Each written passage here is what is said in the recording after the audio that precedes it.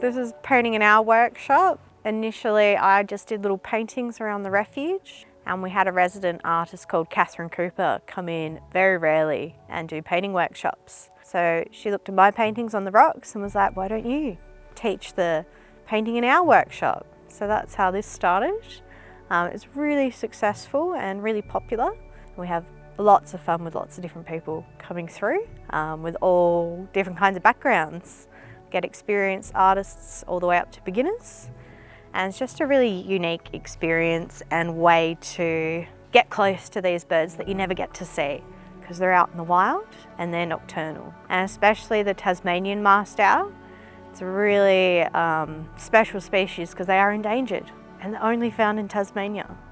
Unfortunately, there's only about 500 breeding pairs left in the wild.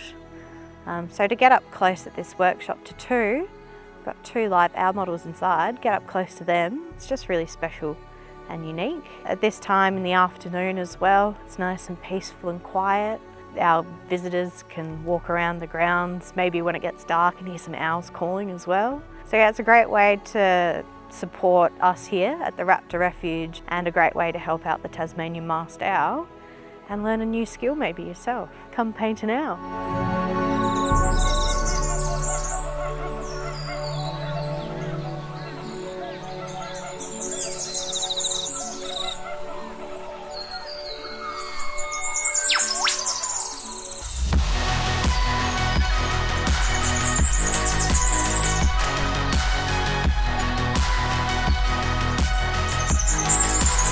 So here's an example, guys. See how scrappy it is? It's lots of lines. He's just got in there, kind of got a feel for it. And then eventually you put the detail in. Get the shapes, get the feel for the shapes. You might draw a drawing and be like, well, actually I kind of want him to turn more to the side. But if you look at this sketch here, you don't want to try and draw this straight up because you're going to get frustrated because that's really hard to do.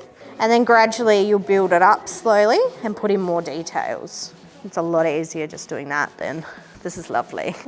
See how he's got just shapes in? Yeah. He's just got a nice feel for it and then slowly you build up. See, he's got just shapes. Yeah. Really scrappy sketch. Scrappy stuff. Let the pencil do it. I'm a little bit blissed out, actually. Yeah, it's. I don't want to leave. It's a really satiating experience. It's a beautiful opportunity to really study them, and to feel close to them is really quite heartwarming. I've thoroughly enjoyed seeing everyone's different interpretations, how everybody's had a personal experience of connection to the owl, and you can see that through what they've represented in their painting. So that's beautiful. That's such a celebration of what they're doing here and how people are really getting an opportunity to connect in with these creatures on such an intimate level.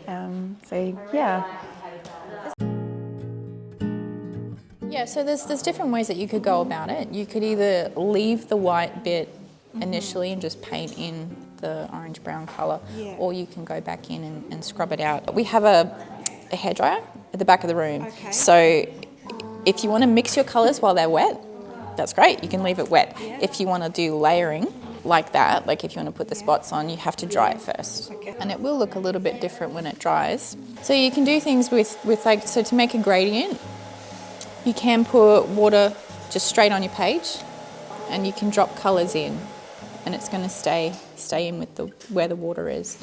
And you can have some control of where it's going to go and how dark you can get it. We also have salt at the front of the room, which when you put salt on it, the salt absorbs the water, leaving the pigment behind, and you get these kind of little star patterns. But you have to wait for it to dry completely before you wipe your salt off because you'll make a mess.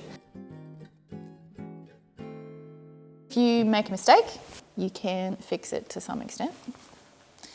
Just try not to damage your paper. You can get a bit of clean water and scrub the paint that's already dry.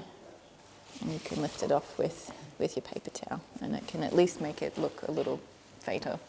And the shine in the eye is really important as well. It's not just a big solid black eye, is it? She's done the iris. Great with eyes because they've kind of always got that shadow over the top. If you just do the iris like halfway round rather than the whole circle. I think my favourite bit was seeing the owls come to life. when I learned how to do the painting, and they taught me how to do the layering and the colours, and then all of a sudden the owls just come to life on the page.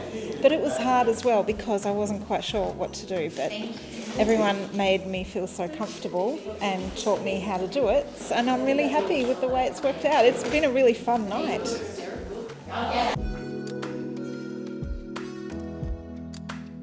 Lovely artists, had a great time.